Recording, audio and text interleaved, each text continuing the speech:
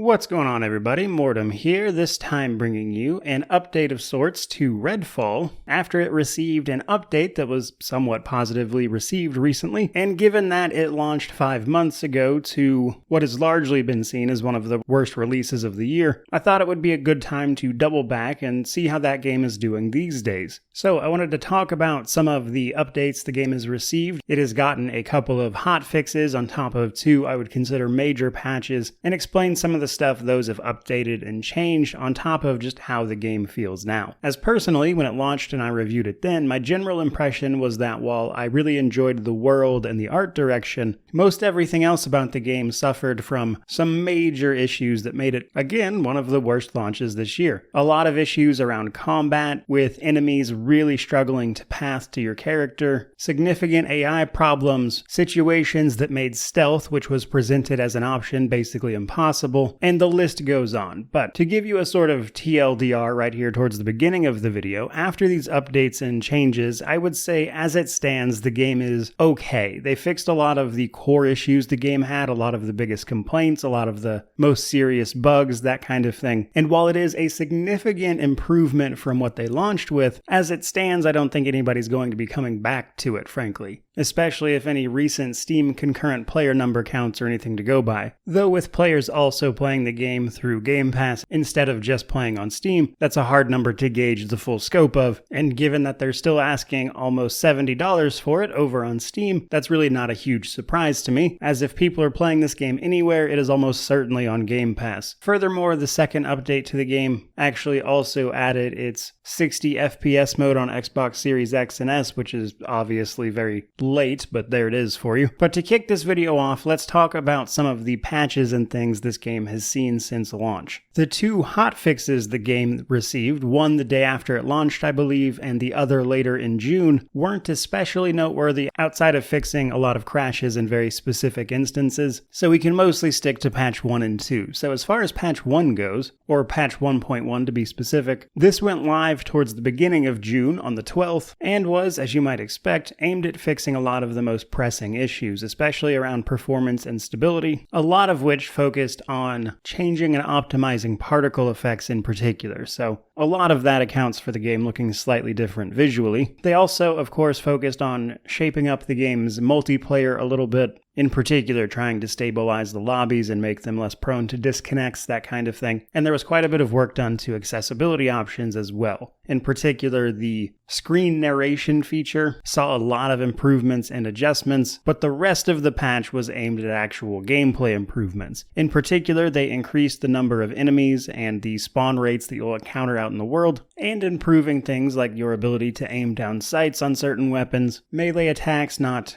locking up your movement, but the biggest changes realistically were probably to the enemies themselves. They fixed instances of the enemies becoming unresponsive in combat, they fixed a lot of pathing issues as well, on top of fine-tuning the AI to focus on basically the biggest threat in combat, be that the player or a summon like the little robot guy you can get. And in general, enemies were just more responsive to what you were doing. Though something that was welcome to me was that they also added a lot of variation to the vampires you'll find out in the world, so you're less likely to run into vampires that look identical to each other, which is something that popped up a lot. But now let's talk a little bit about Update 2. This released just a few days ago, actually, on October 6th, and it makes a lot of, I think, important changes to the game, but as I mentioned, not really anything game-changing either. First and foremost, this patch also focused on improving performance in a variety of areas, especially as it relates to people using AMD hardware and people using more than one monitor, and this apparently included cleaning up some of the collision in the game, that is to say things you could run into that affect your navigation while you move around, and they made even further improvements to the screen narration and changing some of the lighting in certain areas of the game as well. But by far and away, I would say the biggest change to patch 2 really was the ability to silently take down enemies, particularly the human cultists, with a staked weapon, which allows you to perform stealth kills when you don't have a stealth weapon. And while this patch doesn't address, I would say, the biggest issue of the fact that there's not a reliable way to get a silenced weapon still, this does make stealth overall more viable in most situations. Another big gameplay change they made was actually a lot of various improvements to aim assist and dead zones. In particular, you can actually set up and customize these quite a bit, with both aim assist and dead zone tuning having numerous settings and options you can adjust to get to a point where you feel comfortable with them, which I imagine is going to affect controller users more than anyone else, but it is also available for keyboard and mouse, so something to keep in mind. Patch 2, of course, also came with a variety of fixes and performance improvements, but this patch in particular also fixed a couple of notable bugs, like for instance, if you're playing the character that has the robot companion, that companion could previously go down, that is to say need to be revived, and just sort of disappear and you have no idea where it went. Well, they added tracking to that robot so you can actually find it now, just to name a notable one. With much of the rest of this patch being minor changes or visual improvements, continuing to update the look of the game a little bit. Now, as you can see from those patch notes, we're not looking at any big overhaul type things here. However, as I mentioned towards the beginning of the video, cumulatively, they've made the game okay. They've put it in a better place than it was. I still have a few complaints, but I will talk about the things I think are actually working now. For starters, being able to do a stealth takedown on enemies if you have a staked weapon is fantastic. It's not exactly a game changer or anything, but having some kind of option to take an enemy down stealthily while you try to scope out a situation or an enemy encampment can be really useful, and it adds something to the game. Though truth be told, I wish a silenced approach was a little easier to get your hands on, because as it stands, you still kind of just have to hope you find a silenced weapon. But this way we're not completely out of luck if we don't have one. Another big thing that noticeably improved is the enemy pathing. I wouldn't say it's perfect by any means. Occasionally enemies will run by you and take a weirdly long time to shoot at you, but depending on the difficulty you're playing, enemies do actually feel a little dangerous, especially if you're fighting more than one vampire at a time, for instance. And combined with the increased enemy spawn rates and little encounter type events that you can run into out in the open world, the game does feel a little bit better to play. But while these changes do fix, I would say, the most egregious problems the game had, it does still suffer from a lack of content. Frankly, there's not a ton to the game, and much of the map isn't really giving you a compelling reason to explore it. There are interesting locations here and there, but they're few and far between, and much of the rest of the map, while pretty cool to look at visually, doesn't really offer much else to push you to explore,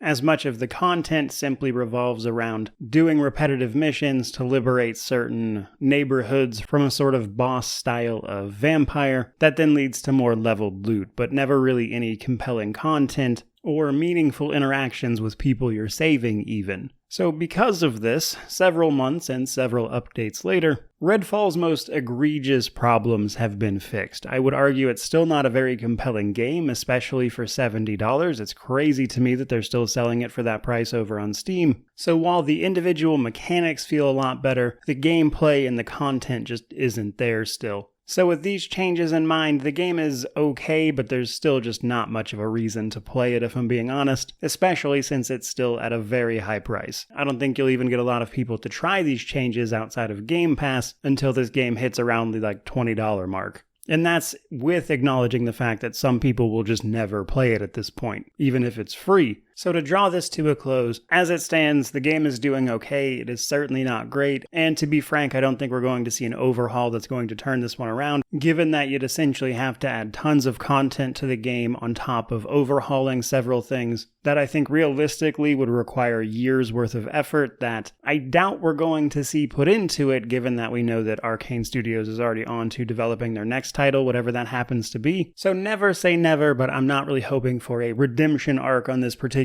title, which is always a bit of a bummer, but if I had to guess, this is going to be one of those games that years from now someone might pick up for, again, $10 to $20, have some fun with, and then move on, which is certainly a shame for the people who thought the game had some promise, as again, there are things I liked about it, such as the art direction, for instance, and I thought the world had an appropriately haunting vibe to it that was interesting, but unfortunately, sometimes the news just isn't good, as is the case with this game. But that is pretty much all I've got for you guys today. So by all means, let me know what you think about it down in the comments section below.